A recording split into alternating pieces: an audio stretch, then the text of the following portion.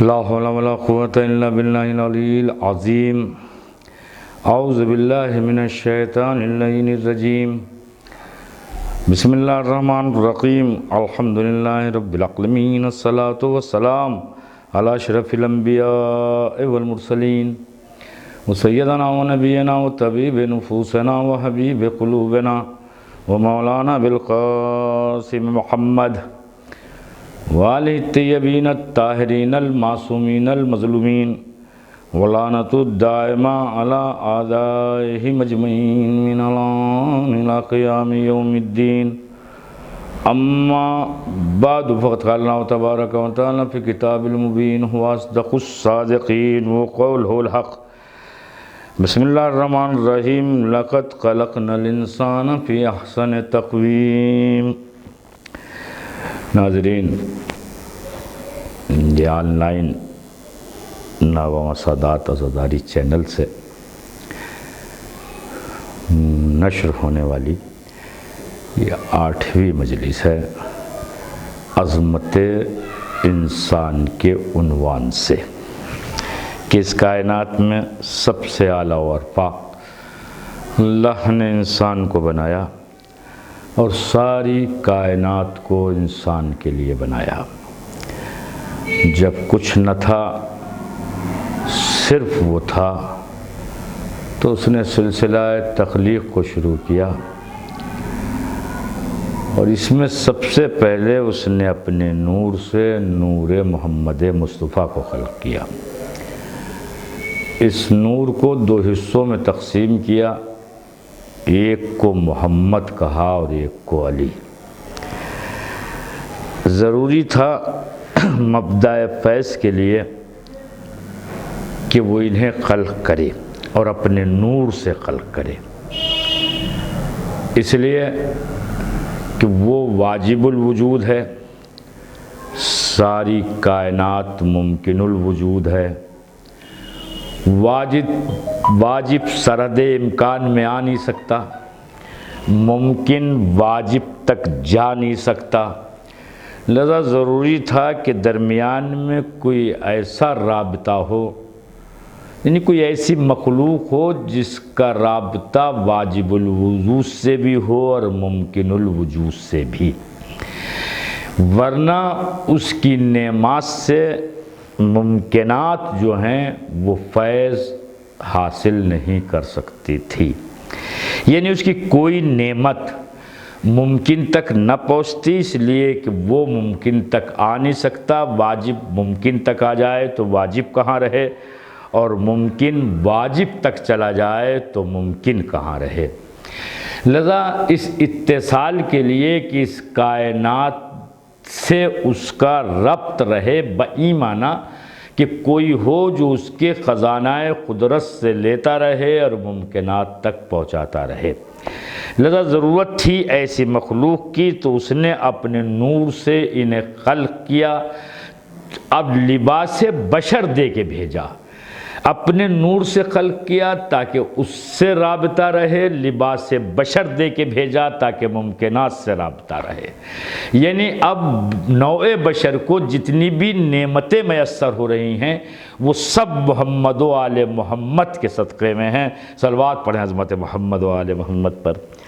سماعت فرما رہے ہیں ناظرین، سننا ہے آپ کہ ضروری تھا کہ درمیان میں ایک مخلوق ہو جس کا ایک سرا اس سے ملا ہوا ہو اور ایک سرا ان سے ملا ہوا ہو، اپنے نور سے خلق کیا تاکہ اس سے اتصال رہے، لباس بشر دے کے بھیج دیا تاکہ ان سے رابطہ رہے، مگر مشکل یہ ہوئی کہ یہ لباس بشر کو دیکھ کے اپنا جیسا سمجھ بیٹھے کہ یہ تو ہمارے جیسے ہیں، لیکن جیسے وہ نور کی مخلوق ہیں، ہم خاک کی مخلوق ہیں، ان کے خواص علیحدہ ہیں، ہمارے خواص علیحدہ ہیں۔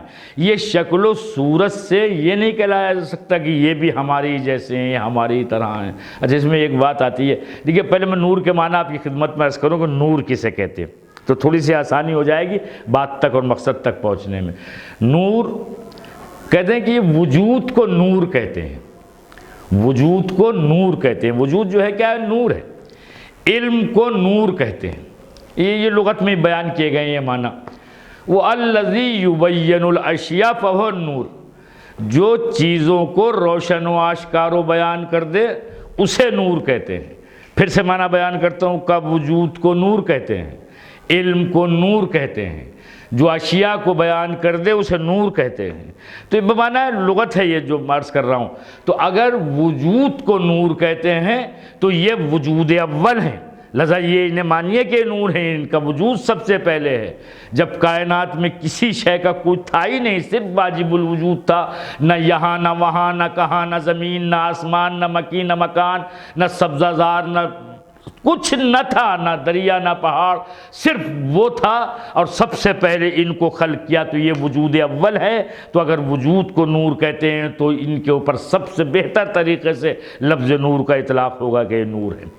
اور اگر یہ علم کو نور کہتے ہیں تو سرکار رسالت نے فرمایا کہ انا مدینۃ العلم وعلی بابھا، اور علی نے ممبر سے سلونی کا اعلان کر کے بتایا کہ علم اگر نور ہے تو اس کا اطلاق سب سے پہلے ہم پہ ہوگا۔ اور وہ چیزیں کہ الذی یبین الاشیاء، جس سے چیزیں پہچانی جائیں اسے نور کہتے ہیں، جس سے آشکار ہو جائیں اشیاء اسے نور کہتے ہیں۔ تو جس سے عام چیزیں پہچانی جائیں عزیزو اسے نور کہتے ہیں، تو جن کے ذریعے اللہ پہچانا گیا انہیں کیا کہیے گا۔ تو یہ نور کی مخلوق ہے، یہ نور سے انہیں لباس بشر دے کے بھیجا ہے۔ دیکھیے شکل و صورت اور حیت، یہ بشر جو ہے کیا ہے، یہ شکل و صورت کا نام ہے، یہ مادے کا نام نہیں ہے۔ مثال کے طور پہ یہ تسبیح ہے، اگر یہ تسبیح سونے کی بنی ہوئی تو کیا کہیں گے؟ تسبیح۔ اگر اس کے دانے ہیرے کے ہوں تو کیا کہیں گے؟ تسبیح۔ اگر اس کے ہیرے، اگر اس کے دانے اگر چاندی کے ہوں تو کیا کہیں گے؟ تسبیح۔ یعنی جس چیز، تو اس کا مطلب کیا ہوا کہ تسبیح شکل و صورت کا نام ہے، میٹیریل کا نہیں، مادے کا نہیں، میٹل کا نہیں۔ یہ تسبیح ایک صورت کا نام ہے۔ اب یہ جس چیز کی بھی بنی ہوگی تسبیح کہلائے گی۔ ممبر لکڑی کا بنا ہوا تب ممبر ہے، فیروزے کا بنا دو تب ممبر ہے، چاندی کا بنا دو تب ممبر ہے۔ تو اس کا مطلب ممبر شکل و صورت کا نام ہے، مادے کا نہیں ہے۔ اسی طرح عزیزو بشر شکل و صورت کا نام ہے، مادے کا نہیں ہے۔ اگر مٹی سے بنا ہے تب بھی بشر ہے، نور سے بنا ہے تب بھی بشر ہے، پانی سے بنا ہے تب بھی بشر ہے۔ میں نے 3 باتیں اس لیے کی، تینوں کا تذکرہ قرآن نے کیا ہے۔ تو اگر پانی سے بنایا جائے تب بشر کہلائے گا، مٹی سے بنایا جائے تب بشر کہلائے گا، نور سے بنایا جائے تب بھی بشر کہلائے گا۔ تو بشر شکل و صورت کا نام ہے۔ تو یہ بشر تھے بے اعتبار شکل و صورت، نہ کہ بے اعتبار مادہ۔ ان کی تخلیق نور سے ہوئی ہے اور ہماری تخلیق عناصر اربعہ سے ہوئی ہے، مٹی سے ہوئی ہے۔ ہم مادے سے بنے ہیں، وہ نور سے بنے ہیں۔ ہماری تخلیق مادے سے ہے اور ان کی تخلیق نور سے ہے، اور اس نور کے صدقے میں ساری کائنات کو بنایا، اور پھر ختم نبوت کا تاج سجا کے روئے زمین پر بھیج دیا۔ دیکھیے نبی کریم، یہ میں پھر عرض کرتا ہوں کہ یہ سب سے بڑا معجزہ تھا کہ یہ عالم بالا سے ہٹ کر یہ زمین پر یہ نور قائم رہا۔ اس سے بڑا معجزہ زمانے میں اور کیا ہوگا، کائنات میں اور کیا ہوگا، کہ یہ وہ نور جو وہاں کا ساکن تھا، وہ نوع انسانی کی ہدایت کے لیے اور نار جہنم سے اس مخلوق خدا کو بچانے کے لیے، راہ مستقیم اسے دکھانے کے لیے، دیکھیے ذرا سی بات آ گئی ہے، راہ مستقیم 2-4 جملے سن لیجئے، ہو سکتا ہے کہ ذہنوں میں محفوظ رہ جائیں۔ یہ قرآن مجید میں ہے، نماز پڑھنے والے پہ واجب ہے کہ وہ سورہ حمد کی تلاوت کرے۔ جب سورہ کی تلاوت کرتا ہے تو اس میں ایک لفظ آتا ہے اہدنا الصراط المستقیم، پالنے والے ہمیں صراط مستقیم پہ باقی رکھ۔ مطلب ہمارے ہاں ترجمہ یہی ہوتا ہے، اور وہ کہاں دوسرا ہوتا ہوگا، وہ کہتے ہیں ہمیں صراط مستقیم دکھا، اور ہم کہتے ہیں ہمیں صراط مستقیم پہ باقی رکھ۔ صراط مستقیم یعنی سیدھا راستہ۔ سیدھا راستہ کون سا ہے؟ کسے کہتے ہیں سیدھا راستہ؟ کہ وہ سیدھا راستہ جو جنت تک پہنچا دے۔ وہ کہتے ہیں جو راستہ جنت کو جاتا ہے وہ سیدھا ہے ہی نہیں، وہ راستہ جو جنت کو جاتا ہے وہ بہت ٹیڑھا راستہ ہے، اس میں بڑے وہ پیچ ہیں۔ وہ راستہ جو جہنم کو جاتا ہے وہ بہت سیدھا سیدھا ہے۔ دیکھیے کوئی فیصلہ نہ کیجیے گا بات مکمل ہونے سے پہلے، کبھی کچھ کہہ بیٹھے۔ دیکھیے جو جنت کو راستہ جاتا ہے وہ بڑا پرپیچ اس لیے ہے کہ اس میں آپ سب سے پہلے اللہ کو مانیں، پھر 1,24,000 انبیاء کو مانیں، جنت و کوثر و حور و غلمان کو مانیں، حساب و کتاب کو مانیں، صراط کو مانیں، کتاب کو مانیں، کعبے کو مانیں، کو قبلہ مانے، قرآن کو اس کی کتاب مانے، یہ سب جب مان چکے تو اب نماز پڑھیے، پھر روزے رکھیے، پھر بچ جائے تو حج کیجیے، زکوٰۃ نکالیے، غریبوں کی مدد کیجیے، پڑوسیوں کے حقوق ادا کیجیے، معاشرے میں امن قائم کیجیے، سلامتی انسان کے کہاں رہیے، نوع انسانی کی حفاظت کیجیے، ان کا تحفظ کیجیے، معاشرے کو برائیوں سے بچائیے، امر بالمعروف کیجیے، نہی عن المنکر کیجیے، تو بہت سی باتیں آئیں گی، پہلے ان کا اقرار کیجیے پھر عمل کیجیے، تب کہیں بات جنت کی جاتی ہے۔ تو یہ راستہ سیدھا نظر آ رہا ہے کیا؟ یہ بہت سیدھا راستہ ہے کیا؟ صبح کو اٹھیے نماز پڑھیے، سردی ہے بستر چھوڑیے نماز پڑھیے، گرمی کا عالم ہے روزہ رکھیے، توجہ کر رہے ہیں نہیں؟ جو کھا پینے کے بعد سال میں بچ جائے 5واں حصہ بطور خمس اس کا نکالیے، ہزار باتیں اس کے بعد ہی پتہ نہیں قبول ہوئی یا نہیں ہوئی۔ یہ راستہ جنت کا ہے، اور جہنم کا راستہ وہ تو بڑا آسان سا ہے کہ یہ اللہ نہیں ہے، بس بات تمام ہو گئی، بس اس میں کچھ کرنے کی کیا ضرورت ہے کہ جی نماز واجب نہیں ہے، بس بہت سیدھی سیدھی بات ہے، نبوت مصطفیٰ کا انکار کر دیجئے، بہت سیدھی سیدھی سی بات ہے، تو یہ بڑا آسان سا نظر آ رہا ہے۔ اس کا مطلب یہ راستہ یہ نہیں ہے جو ہم تصور کر رہے ہیں، بلکہ شہنشاہ ولایت حضرت علی بن ابی طالب نے برسر منبر فرمایا، یا ایھا الناس نحن الصراط المستقیم، اے لوگو ہم ہیں صراط مستقیم، ہم ہیں صراط مستقیم۔ اس کا مطلب یہ ہے اہدنا الصراط المستقیم، یعنی ہمیں ولایت علی پر باقی رکھ، ہماری جب تک زندگی رہے محبت اہل بیت میں رہے، ساتوں کا سلسلہ ٹوٹے تو محبت علی میں ٹوٹے، محبت حسن مجتبیٰ میں ٹوٹے، محبت حسین شہید کربلا میں ٹوٹے، یعنی ہم جب تک زندہ رہیں ان کی محبت پہ زندہ رہیں، یہ ہے صراط مستقیم۔ اگر یقین نہیں آ رہا ہو تو اگلی آیت پڑھ لیجئے، اہدنا الصراط المستقیم صراط الذین انعمت علیہم، ان لوگوں کی راہ پر جس پہ تو نے اپنی نعمتیں نازل کی ہیں۔ تو یہ نعمتیں رات کے اندھیارے میں نازل نہیں ہوئی، دن کے اجالے میں 1,20,000 حاجیوں کے مجمع میں، اور پھر نزول نعمت ہی نہیں تھا، اتمام نعمت ہو رہا تھا۔ آپ سمجھ گئے نا آپ کہ صراط مستقیم سے مراد محبت محمد و آل محمد علیہ السلام ہے، کہ ہمیں ان کی محبت پر باقی رکھنا، جب تک جئیں ان کی محبت پر جئیں۔ تو انہیں نوع انسانی کی ہدایت کے لیے بھیجا، اور کسی کے سر پہ ختم نبوت کا تاج سجایا، اور کسی کے سر پہ ولایت کا تاج سجایا، کسی کے کوئی سید الانبیاء بنا تو کوئی سید الاولیاء بنا۔ توجہ کر رہے ہیں آپ میری بات کے اوپر؟ تو یہ نور ہے جو زمین پہ آیا ہے اس لیے تاکہ خاکی انسانوں کی ہدایت کر کے انہیں مستحق کے جنت اور اللہ کی نعمتوں کا حقدار بنایا جا سکے۔ عزیزو، جب بھی انسانیت پہ وقت پڑا ہے انہی کا لہو کام آیا ہے، جب بھی انسانیت پہ وقت پڑا دیکھیں، کسی کو اپنے شانوں پہ اٹھانا، کسی کے ہاتھوں میں اپنی گیسوؤں کو دے دینا، کسی کو اپنی زبان چسانا۔ آپ میری بات پہ نہ جائیے گا، خوب تحقیق کیجئے کہ یہ عمل کس کا ہے اور کیوں ہو رہا ہے۔ کسی بچے کے ساتھ مرسل اعظم جس کے صدقے میں اس کائنات کی تخلیق ہوئی ہے، یہ عمل کیوں انجام دے رہے ہیں کہ کبھی تو زبان چساتے ہیں، کبھی دوش پہ بٹھاتے ہیں، کبھی اپنی زلفوں کو اس کے ہاتھ میں تھماتے ہیں۔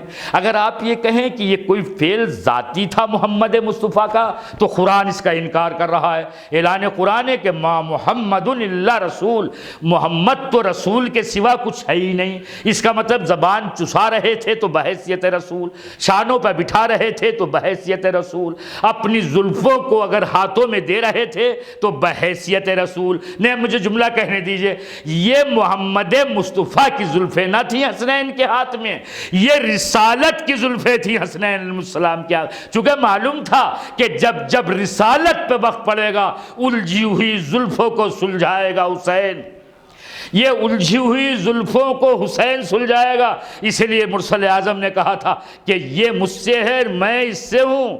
میں ایک جملہ عرض کرتا ہوں اس وقت، صرف ایک جملہ اس حدیث کے تعلق سے، مشہور حدیث ہے، نہیں جو حدیث کا اگلا فقرہ پہلے وہ پڑھتا ہوں جو پڑھا نہیں جاتا ہے، بات پڑھی جاتی ہے انا من الحسین تک، آگے حدیث کا لفظ ہے کہ احب اللہ من احب حسینا، اللہ محبت کرتا ہے اس سے جو محبت کرے حسین سے۔ بہت توجہ عزیزو، کچھ دیر کا بیان ہے بھی سن لیجئے۔ احب اللہ یعنی محبوب خدا ہے وہ جو محب حسین ہیں، اس زمانے میں کون نہیں ہے جو چاہتا ہو محبوب خدا ہو جائے؟ نہیں، اس زمانے میں نہیں۔ جب سے کائنات کی تخلیق ہوئی ہے، جب سے انسان روئے زمین پہ آیا ہے، یہ کون نہیں چاہتا کہ محبوب خدا ہو جائے؟ چھوڑیے انسانوں کی بات، مخلوق خدا میں کون نہیں چاہتا کہ وہ محبوب خدا ہو جائے؟ اور کسی کو اگر اطلاع مل جائے کہ وہ یہ محبوب خدا ہے، اور مثلا مجھے کوئی اطلاع دے دے کہ آپ جو ہیں، اور اطلاع دینے والا سچا ہو کہ آپ محبوب خدا ہو گئے، اللہ آپ سے محبت کرتا ہے، تو پھر تو میرے پیر زمین پہ نہیں رہیں گے۔ حرکت و ناقص سے بات کرنا گوارا نہیں کروں گا کہ میں محبوب خدا ہونے کے بعد ان سے بات کروں، اور میں محبوب خدا ہونے کے بعد اس زمین پہ چلوں۔ لیکن بڑا مشکل ہے اللہ کا محبوب ہو جانا، مگر اللہ اکبر، نہ معلوم کیسی عظمت ہے حسین ابن علی کی کہ نبی کہتے ہیں کہ جو حسین سے محبت کرے گا وہ محبوب خدا ہوگا۔ تو ایک آسان سا نسخہ ہاتھ آیا کہ اگر کوئی بھی یہ چاہتا ہے کہ وہ محبوب خدا ہو جائے تو اس پہ لازم ہے کہ وہ حسین سے محبت کرے۔ اس لیے کیوں حسین سے محبت کرے؟ اس لیے کہ دین باقی ہے حسین کی بدولت، یہ رسالت باقی ہے حسین کی بدولت، حقانیت باقی ہے حسین کی بدولت۔ میں اس لیے عرض کر رہا ہوں، دیکھیے یہ نور ایک ہی ہے، نام علیحدہ علیحدہ ہیں، آئینہ ایک ہی ہے، حصے علیحدہ علیحدہ ہیں، اور یہ آئینہ بھی اتنا شفاف۔ کبھی کبھی ایک بات اچھا موقع ہے جتنے لوگوں تک پہنچ جائے بات پہنچا دوں کہ فضائل و کمالات محمد و آل محمد علیہ السلام دیکھ کر، یعنی علی کے فضائل دیکھ کے، امام حسن کے فضائل دیکھ کے، امام حسین کے فضائل دیکھ کے بعض کمزور دل اسے برداشت نہیں کر پاتے، اور نہ معلوم کہاں سے کہاں اور کیا کیا کہنے لگتے ہیں۔ میں ایک مثال دیتا ہوں جو اس سے بات پوری طرح واضح ہو جائے گی۔ ایک آئینہ لیجئے آپ، اور آئینہ اتنا بڑا ہو جس میں آپ کا پور و قد قامت آ رہا ہو، اس آئینے کے سامنے کھڑے ہو جائیے۔ اس آئینے میں آپ کی تصویر نظر آئے گی یا نہیں آئے گی؟ ہو بہو جیسے آپ ہیں ویسے ہی آئینے میں تصویر نظر آئے گی، یعنی آئینہ پوری طرح آپ کے عکس کا اظہار کرے گا جیسے آپ ہیں مینو ہن، ٹھیک ہے نا؟ اب آپ آئینے کے سامنے کھڑے ہوں اور کوئی صاحب آ جائیں تیسرے، وہ کبھی آئینے کو دیکھیں اور کبھی آپ کو، کبھی آئینے کو دیکھیں کبھی آپ کو، اور اس کے بعد فیصلہ سنائیں کہ اصل وہ ہے جو آئینے میں ہے۔ تو اب دیکھیے نہ غلطی آئینے کی ہے نہ آئینے کے سامنے کھڑے ہونے والے کی، یہ جو تیسرے صاحب ہیں نا، غلطی ان کی ہے کہ وہ سمجھ نہیں پائے کہ اصل وہ ہے جو آئینے میں نظر آ رہا ہے یا اصل وہ ہے جو سامنے کھڑا ہے۔ اصل وہ ہے جو سامنے کھڑا ہوا ہے، چونکہ آئینے کا مزاج لطیف تھا۔ آئینے کا مزاج، دیکھیے پتھر میں صورت نظر نہیں آتی ہے، دیواروں میں صورتیں نظر نہیں آئیں گی، آئینے کا مزاج لطیف ہے، اس کے سامنے جو شے آئے گی اس کی تصویر آئینے میں چھپ جائے گی۔ اسی طرح مزاج علی مرتضیٰ اتنا لطیف تھا کہ جو صفات اللہ کے تھے وہ کسب ہوئے آئینہ دل علی میں، اور اظہار علی سے ہونے لگا، حسن مصطفیٰ سے ہونے لگا، حسین شہید کربلا سے ہونے لگا۔ لوگ یہی سے دھوکہ کھا گئے، یہ سمجھ ہی نہ پائے کہ مبدأ فیض کون ہے، مبدأ کمال کون ہے، مبدأ جمال کون ہے۔ ارے یہ ان کا دل اتنا مصفا تھا کہ صفات اس کی ہوتی تھی، ظاہر ان کے اعضاء و جوارح سے ہوتی تھیں۔ صلوات پڑھیں امت محمد و آل محمد پر۔ تو عزیزو میں عرض یہ کر رہا ہوں کہ جلدی ٹائم بل جلدی سمٹ جاتا ہے، سن لیجئے تھوڑا سا۔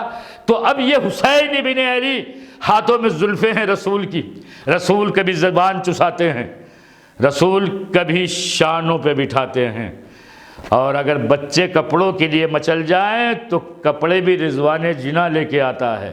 یہ ساری کی ساری عظمت حسین ابن علی کی یہ صرف اس لیے تھی کہ یہ علم مشیت میں تھا، علم رسول میں تھا کہ جب ہمارے دین پہ وقت پڑے گا تو وہاں لہو حسین کا کام آئے گا۔ لذا یہ کربلا سے بہت پہلے سے تیاری ہو رہی تھی۔ اس کی بہت سی روایتیں پھر کسی وقت عرض کروں گا کہ یہ ایسا نہیں تھا کہ حسین جانتے نہ تھے کربلا میں کیا ہوگا، رسول کو معلوم نہ تھا، علی مرتضیٰ کو معلوم نہ تھا، حضرت زہرا کو معلوم نہیں، سب معلوم تھا۔ سب ساری تصویر کربلا اس خانوادہ عصمت کے سامنے تھی، اور پھر زمانے نے دیکھا بھی یہی کہ جیسے ہی تبلیغ رسالت تند و تیز ہواؤں کی زد پہ آئی ہے تو اس وقت کوئی مقابلے پہ نہیں آیا سوائے حسین ابن علی کے۔ حسین بھی چاہتے تو کعبے میں پناہ لے لیتے، لیکن حسین نے کعبے میں پناہ نہیں، بلکہ حسین نے اپنے احباب و انصار کے ساتھ، دیکھیں ہوا یوں ہے کہ شاید جملہ ایک عرض کیا تھا، پھر سے سن لیجئے، ایک ہی جملہ غالباً عرض کیا تھا، ذہن میں ایسا ہے آگے کو سن لیجئے۔ خط آیا تھا شام سے، مدینہ ولید کے پاس، ولید گورنر ہے، اس میں لکھا ہوا تھا حسین سے بیعت کا مطالبہ کروں، اگر بیعت نہ کریں تو سر قلم کر دو، اور اس میں کسی قسم کی حسین کو چھوٹ نہ دینا، رخصتاً لیسا فیہ رخصتاً، کسی قسم کی اخذاً شدیدہ ایسے ایسے لفظ تھے اس میں۔ تو یہ دو چار لوگ جمع ہوئے اور حسین کو بلایا دربار میں۔ توجہ، ہیبت حسین ابن علی کے سامنے ولید زبان سے کچھ نہ کہہ سکا، وہ خط بڑھا دیا جو شام سے آیا تھا۔ حسین خط پڑھ رہے تھے، درباری چہرہ حسین کو پڑھ رہے تھے۔ میں بہت ٹھہر ٹھہر کے عرض کرتا ہوں تاکہ پوری طرح آپ تک بات پہنچ جائے، پوری توجہ کیجیے گا۔ حسین خط پڑھ رہے تھے، درباری چہرہ حسین کو پڑھ رہے تھے۔ جب خط پڑھتے پڑھتے حسین اس سطر تک پہنچے جہاں لکھا ہوا تھا کہ اگر یہ بیعت سے انکار کریں تو ان کا سر قلم کر دینا، تو حسین مسکرائے۔ حسین مسکرائے، درباریوں کے دل تاریکیوں میں ڈوب گئے۔ کیسا انسان ہے، پروانہ موت کو پڑھ کے مسکرا رہا ہے۔ انہیں معلوم ہی نہیں تھا کہ حسین پروانہ موت کو پڑھ کے نہیں، حیات اسلام کو پڑھ کے مسکرائے، زندگی اسلام پڑھ کے مسکرائے، اس لیے کہ حسین جانتے تھے کہ میرا لہو بہے گا تو اسلام کو زندگی و حیات ملے گی۔ یہ خط پڑھنے کے بعد ولید کو دیا، سنیے، اور ایک مرتبہ کہا ولید تو جانتا ہے ہم کون ہیں، تو ہمیں پہچانتا ہے ہم کون ہیں؟ نحن اہل بیت النبوہ، ہم اہل بیت نبوت ہیں، ہمارا گھر محبت وحی الہی ہے۔ ایسا کوئی وقت نہیں ہوتا کہ ہمارا گھر ہو اور اس میں کوئی فرشتہ موجود نہ ہو، چاہے چکیاں پیسنے کے لیے آئے، چاہے گہوارہ جھلانے کے لیے آئے، توجہ کر رہے ہیں، جب پیغام الہی لے کے آئے۔ ہمارا گھر محبت وحی الہی ہے، اوامر خدا ہمارے ہی گھر پہ نازل ہوتے ہیں اور ہمارے ہی گھر سے خارج ہوتے ہیں، یعنی محبت وحی الہی ہمارا گھر ہے، گہوارہ اسلام ہمارا گھر ہے، گہوارہ قرآن ہمارا گھر ہے۔ حسین اپنے مناقب بیان کر رہے تھے، فضائل بیان کر رہے تھے، تو کہنے کے جب فضائل بیان کر رہے ہیں حسین، ولید کہتا ہے آپ ٹھیک کہہ رہے ہیں، آپ چلے جائیے، دن کے اجالے میں لوگوں کو بلانا، ان کے سامنے اپنے مناقب رکھنا، لوگ آپ کی تائید کریں گے۔ میں ایک سوال کرنا چاہتا ہوں یہاں، جیسے جیسے حسین اپنے فضائل و مناقب پڑھ رہے تھے اور ولید آمادہ ہو گیا کہ آپ تشریف لے جائیں، دن کے اجالے میں یہ بات ہوگی، تو یہاں ہونا تو یہ چاہیے تھا کہ جن کمالات کا اظہار حسین کر رہے تھے وہی کمالات تو علی کے بھی تھے، وہی کمالات و فضائل تو حسن مصطفیٰ کے بھی تھے۔ تو جواب تو یہ دینا چاہیے تھا کہ حسین آپ اپنے فضائل اس لیے بیان کر رہے ہو کہ ایسے فضائل کا حامل کسی کی بیعت کیوں کر لے گا؟ تو یہی فضائل آپ کے بابا علی مرتضیٰ کے بھی تھے، انہوں نے تو بیعت کر لی تھی، آپ بیعت کیوں نہیں کرتے؟ لیکن ولید کا یہ نہ کہنا کیا انہوں نے بیعت کر لی تھی آپ بھی بیعت کر لیجئے، بلکہ یہ کہنا کہ آپ تشریف لے جائیے، یہ دلیل ہے اس بات کی کہ نہ علی نے کسی کی بیعت کی تھی، نہ حسن مصطفیٰ نے کسی کی بیعت کی تھی۔ صلوات پر حضرت محمد وآل۔ سننا ہے عزیزو، اگر علی نے کسی کی بیعت کی ہوتی تو یہ موقع تھا ولید کو کہنے کے لیے کہ آپ کے بابا نے بیعت کر لی تھی، آپ بیعت کیوں نہیں کر رہے ہیں؟ اور حسین چلے گئے۔ پھر سامان سفر تیار ہونے لگا۔ دیکھیے اب یہاں منصوبوں کی تکمیل ہو رہی ہے، منصوبوں کی طرف قدم قدم بڑھ رہے ہیں دونوں۔ یزید کا بھی منصوبہ تھا، میں نے عرض کیا، اور حسین کا بھی منصوبہ تھا۔ یزید کا منصوبہ تھا حسین قتل ہو جائیں، میرا نام نہ آنے پائے، لیکن حسین ابن علی نے حج کو عمرے سے بدل کے یہ پہلی فتح تھی جو حاصل کی، اور حسین کوچ کر گئے اور سوالات اپنے پیچھے چھوڑ گئے اور قاتل قتل کرنے سے پہلے نامزد ہو گیا۔ اب حسین 2 محرم کو والد کربلا ہوئے ہیں۔ آتے ہی حسین نے کیا کیا؟ بہت توجہ، حسینیت ایک پیغام ہے، حسینیت ایک درس ہے، حسینیت ایک ابلاغ ہے، توجہ سنیے گا۔ حسین نے آتے ہی زمین کربلا کو خرید لیا۔ یزیدیوں نے کیا کیا؟ آنے کے بعد حسین کی خریدی ہوئی زمین پہ قبضہ کر لیا۔ بھئی یہاں سے 2 مزاج ہیں عزیزو، 2 راستے ہیں، ایک راستہ حسین کا ہے اور ایک راستہ یزیدیوں کا ہے۔ راہ حسین یہ ہے کہ رہنا ہے تو خریدو، اور راہ یزید یہ ہے کہ خریدی کسی نے بھی ہو قبضہ کر لو۔ اب یہ حسین اپنی زمین پہ رہ رہے ہیں، اس لیے کیا تاریخ لکھے تو یہ لکھے گی کہ جارح وہ تھا جس نے حسین کی زمین پہ حملہ کیا، زارع و ظالم وہ تھا جو چل کے حسین کے گھر تک آیا، اس لیے کہ حسین اس زمین کو خرید چکے تھے۔ تھوڑا تھوڑا میرے ساتھ بڑھتے رہیے گا، بڑی حساس اور نازک سی باتیں ہیں جو ذہن میں آ رہی ہیں، عرض کرتا ہوں۔ اب دیکھیے یہ کم سے کم کتنے تھے یزید والے؟ دیکھیے یزید والے کم سے کم 30,000 تھے۔ 30,000 سے کم کی کوئی روایت نہیں ہے، جتنی بھی روایتیں ہیں 30,000 سے زیادہ ہیں۔ 40,000 50,000 90,000 1 لاکھ 2 لاکھ 5 لاکھ 9 لاکھ تک. میں کہتا ہوں سب کو چھوڑیے، وہ مانیے جو سب سے کم روایت ہے، وہ روایت ہے 30,000 کی. یہ 30,000 تھے. حسین اور حسین والے کتنے تھے؟ یہ 72 تھے. ٹھیک ہے نا. یہ 30 یہ فطری طور پہ ہونا کیا چاہیے تھا؟ یہ 30,000 آرام سے رہتے نا، یہ 30,000 مطمئن ہوتے نا، یہ 30,000 پیر پھیلا کے سوتے نا کہ جب چاہیں گے. یہ تو 72 ہیں، ان میں سب 1 سینو سال کے بھی نہیں ہے، ان میں تو 6 مہینے کا بھی ہے، ان میں تو 18 سال کا بھی ہے، ان میں تو 11 سال کا بھی ہے، ان میں تو 74 سال کا بھی ہے، اس میں تو 90 سال کا بھی ہے. جب چاہیں گے انہیں قتل کر دیں گے. ہونا یہی چاہیے تھا نا. اور یہ 72 جو تھے یہ کیا کرتے؟ یہ 72 یہ کرتے کہ مضطرب رہتے، ان کے ہاں اضطراب ہوتا، تلواریں تیار کرتے، نیزے تیار کرتے، جنگ کا منصوبہ بناتے. دیکھیے کون جیتا ہے کون ہارا ہے، توجہ رکھیے گا. مگر تاریخ لکھتی ہے ہوا اس کے عکس. جو 30,000 تھے وہ رات بھر جنگ کی تیاری کرتے رہے، تلواروں خنجروں پہ دھار کرتے رہے، نیزوں کی انیاں آمادہ کرتے رہے، نقشہ جنگ بناتے رہے. یہاں گھڑ سوار ہوں گے، یہاں پیادہ ہوں گے، یہاں تیر انداز ہوں گے، یہاں بھالوں والے ہوں گے، یہاں خنجر والے ہوں گے. اور اس درمیان کسی نے کہہ دیا عباس آ گئے تو کیا ہوگا، اکبر آ گئے تو کیا ہوگا، تو اب جنگ کا نقشہ پھر سے بننے لگتا تھا. تو یہ 30,000 رات بھر بے چینی میں کٹی. اور یہ 72 کیا کر رہے تھے؟ یہ مصلی عبادت پر بیٹھے ہوئے تھے، یہ حمد و ثنائے خدا کر رہے تھے، یہ اللہ کی ستائش کر رہے تھے، یہ مصلی پہ سجدہ ریز تھے، یہ ذکر الہی میں ان کی گزر بسر ہو رہی تھی. یعنی وہ رات بھر بے چین رہے، یہ رات بھر مطمئن رہے. تو اب جملہ کہنے دیجئے، جو بے چین تھا وہ ہار گیا، جو مطمئن تھا وہ جیت گیا. جو بے چین تھا وہ ہار گیا، جو مطمئن تھا وہ جیت گیا. اچھا میں یہ کہتا کہ حسین بڑے مطمئن تھے تو شاید کوئی نہ مانتا. سارے شیعہ مل کے کہتے حسین بہت مطمئن تھے، شاید کوئی نہ مانتا. سارا زمانہ مل کے کہتا حسین بہت مطمئن تھے تو شاید کوئی نہ مانتا. لیکن جب خود خالد اکبر نے کہا اے نفس مطمئنہ اپنے رب کی طرف پلٹا، تو اس سے بڑا اطمینان کسے ہوگا کہ خود خالق کہہ رہا ہے اپنے بندے سے کہ تو نفس مطمئن ہے. تو اب تو کہنے دیجئے نا، جو مطمئن تھا وہ جیت گیا اور جو مضطرب تھا وہ ہار گیا. صلوات پڑھیں بات محمد وا. اور سن لیجیے 2-4 باتیں عزیزو. یہاں جو 72 تھے وہ بھوکے تھے، جو 72 تھے وہ پیاسے تھے، جو 72 تھے انہیں مرنے کا یقین تھا.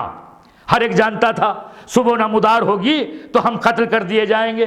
اور جو کم سے کم 30,000 تھے کیا انہیں بھی مرنے کا یقین تھا؟ وہ بھی یہ جانتے تھے ہم سب کے سب قتل کر دیے جائیں گے؟ نہیں، اس میں مرنے کا یقین نہیں، جینے کا یقین تھا. بہت توجہ. یہ 72 پیاسے تھے یا نہیں تھے؟ پیاسے تھے. وہ 30,000 وہ دریا پہ قابض تھے یا نہیں تھے؟ تھے. وہ سیراب تھے یا نہیں تھے؟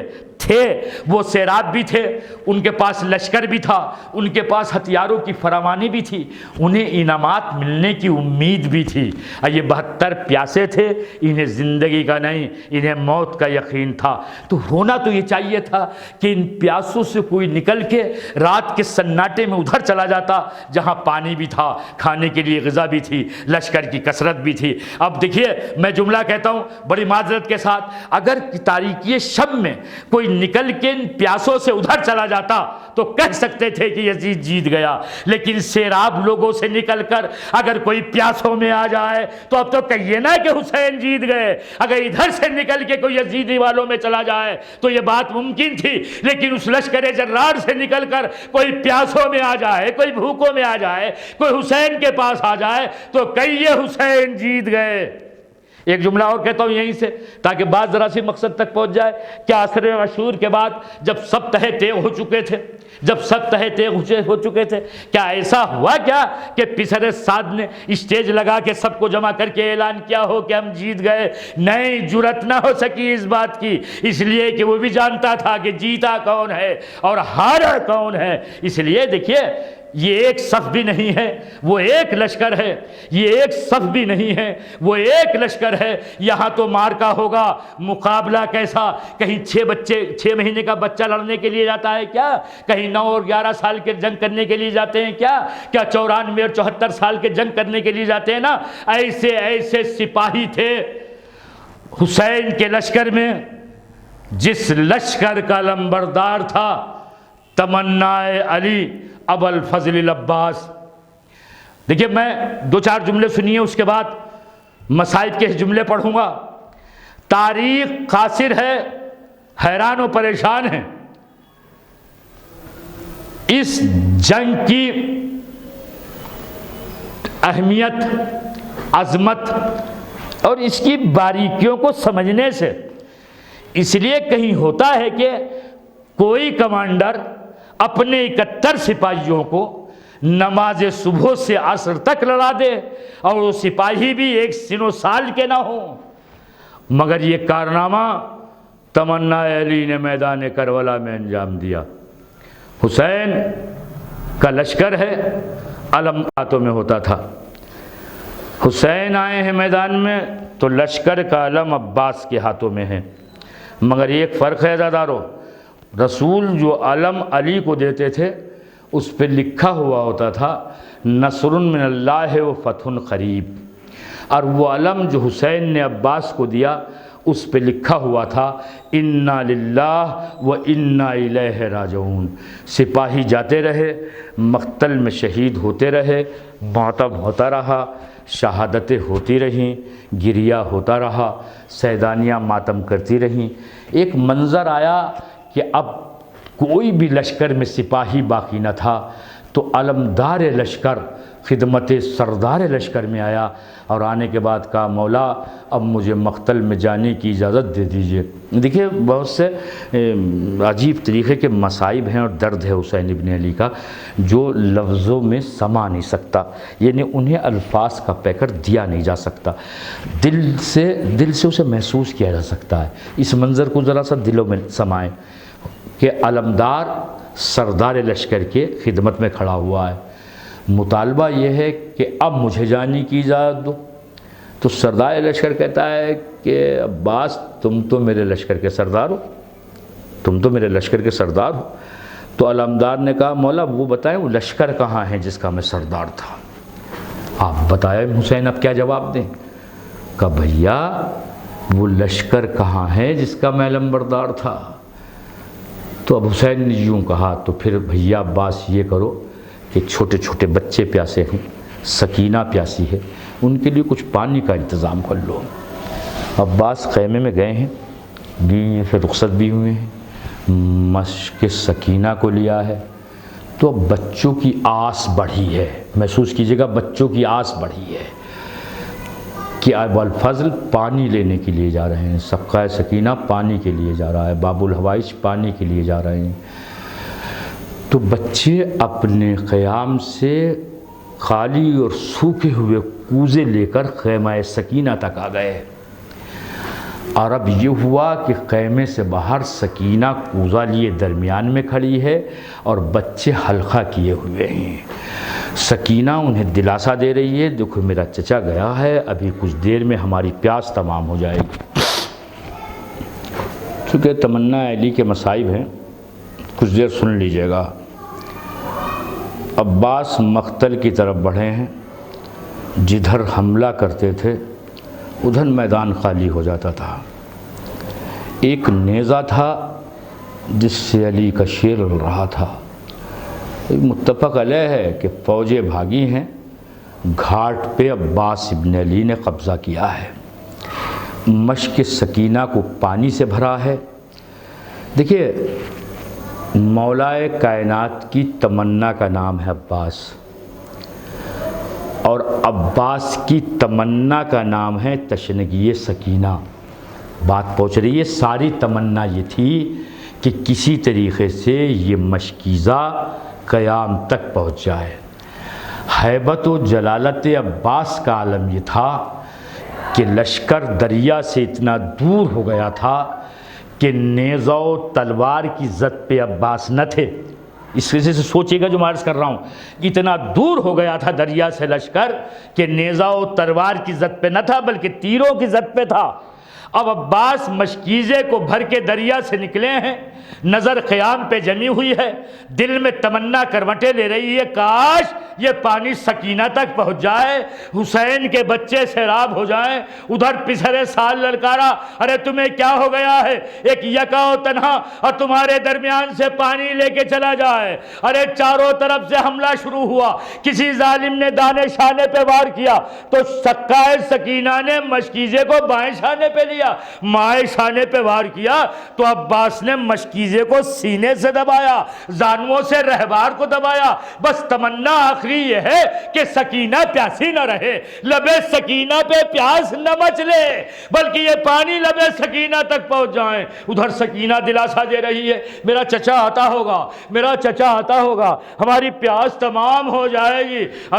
دوسرا شانہ خلم ہو چکا، مشکیزے کو سینے سے دبایا ہے، ایک تیر آیا جو مشک سکینہ میں پیوست ہو گیا، ارے پانی کیا بہا، تمنا عباس کا خون ہو گیا، اور اب وہ قیام میں جانے کا ارادہ ملتوی کیا، رہوار کے رخ کو دریا کی طرف موڑ دیا۔ دلیل یہ ہے کہ جب حسین چلے ہیں تو پہلے شانے ملے ہیں اور پھر عباس کا لاشا۔ جزاک اللہ، خدا کسی غم میں نہ لائے سوائے غم حسین کے۔ چند جملے اور سن لیں مصائب کے عزیزوں۔ حسین چلے ہیں، کمر کو پکڑے ہوئے تھے، وہاں پہنچے جہاں تمنا علی تھا، دیکھا ایک آنکھ میں خون بھرا ہوا ہے، ایک آنکھ میں تیر پیوست ہے۔ میں وہ مرثیہ سناتا ہوں آپ کو جو حسین نے پڑھا۔ حسین کہتے ہیں بھیا تیرے مرنے سے میری کمر ٹوٹ گئی، یعنی الان انکسرا ظہری، بھیا تیرے مرنے سے میری کمر ٹوٹ گئی۔ زندگی بھر دکھنے والا بولنے والا اس جملے کی تشریح کر نہیں سکتا، کیوں؟ اس لیے کہ کائنات کی پشت کی قوت ہوتی ہے وقت کا امام۔ حسین وقت کے امام تھے، قوت پشت کائنات تھے۔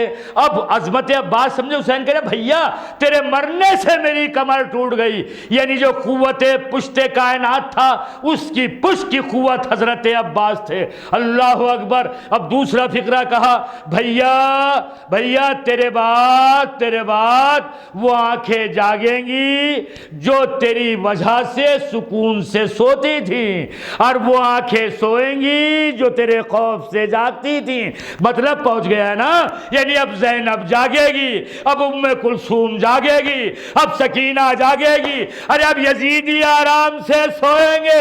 واہ عباسا واہ مصیبتا۔ ایک مرتبہ جناب عباس کہتے ہیں بھائیو جب پیدا ہوا تھا تو سب سے پہلے آپ کے چہرے انور کی زیارت کی تھی، اب آخری لمحات ہیں، چاہتا ہوں کہ آپ کے چہرے کی زیارت کرتا، مگر ایک آنکھ میں خون بھرا ہوا ہے، ایک آنکھ میں تیر پیوست ہے۔ حسین ابن علی نے چشم عباس سے لہو کو صاف کیا، ایک مرتبہ آنکھ کو کھولا، چہرہ انور کی زیارت کی، اور ایک مرتبہ کہا بھیا ایک تمنا ہے۔ کس نے کہا؟ حسین نے کہا تم نے کبھی بھائی کہہ کے نہ پکارا، آج بھائی کہہ کے پکار لو۔ عباس نے بھائی کہہ کے لرزتی ہوئی زبان سے پکارا، روح جنت کو پرواز کر گئی۔ اب عباس کا لاشا نہیں، ہائے ہائے، یہ جملہ یاد آ گیا، کبھی سنتے رہتے ہیں آپ۔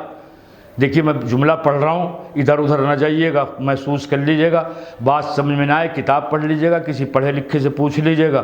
شانے آئے ہیں عباس کے، جسد ادھر نہیں لائے حسین، ہر ایک شہید کا لاشا لائے ہیں، ہر ایک شہید کا جنازہ لائے ہیں۔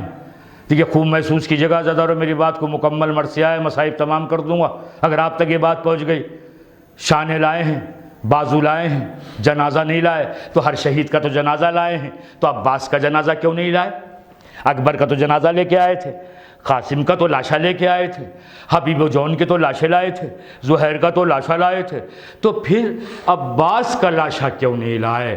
مجھے بھی بہت ماضی قریب میں یہ روایت ملی، سن لیجئے، اگرچہ بڑا دل چاہیے اسے پڑھنے کے لیے بھی سننے کے لیے بھی، کہ شانے کیوں لائے ہیں، بازو کیوں لائے ہیں، لاشا عباس کیوں نہیں لائے، لاشا عباس کیوں نہیں لائے۔ مقتل میں لکھا ہے کہ اتنے ضربیں پڑی تھیں بدن عباس پر، اتنے زخم تھے بدن عباس پر کہ اگر سر کے نیچے ہاتھ دے کے اٹھانا چاہتے تھے تو سر اوپر اٹھ جاتا تھا اور جسد ادھر زمین پہ رہ جاتا تھا، اگر سینے کے نیچے ہاتھ دے کے اٹھانا چاہتے تھے تو سینہ اوپر اٹھ جاتا تھا اور شکم زمین پہ رہ جاتا تھا۔ محسوس کر لیا، میں سادہ پڑھ نہیں سکتا ہوں، یعنی اتنی ضربیں پڑی تھیں کہ بدن سالم نہ تھا، اٹھانے کے لائق نہ تھا۔ تو اب سقائے سکینہ کا جاشا نہیں، بازو لے کے حسین چلے ہیں۔ ارے ایک ہاتھ میں عباس کے بازو ہیں، ایک ہاتھ میں علم عباس ہے۔ علم عباس چلا، سکینہ نے دیکھا علم آ رہا ہے، بچوں سے کہا تو بچوں میرے چچا کا علم آ رہا ہے، میرے سوکا کا علم آ رہا ہے، اب ہماری پیاس تمام ہو جائے گی۔ علم آتا رہا، بچوں کا حوصلہ بڑھتا رہا۔ ازادارو جب علم اتنا قریب آیا کہ سکینہ نے دیکھا علم تو آیا ہے، میرے چچا نہیں آئے، تو ہاتھ سے خالی کوزہ چھوٹا، بچوں سے کہا رہے مجھے معاف کر دینا، میرا چچا کا علم آیا ہے، چچا نہیں آئے۔ بچوں کی آس ٹوٹی ہے، بچوں کی پیاس بڑھی ہے۔ سقائے سکینہ مارا گیا، سقائے سکینہ شہید ہوا۔ حسین علم عباس لے کے آئے ہیں، عباس کے بازو لے کے آئے ہیں۔ شیر کا ماتم بپا ہوا، واہ عباسا واہ علیہ واہ حسینہ سیالم الذین ظلموا ای منقلب انقلبون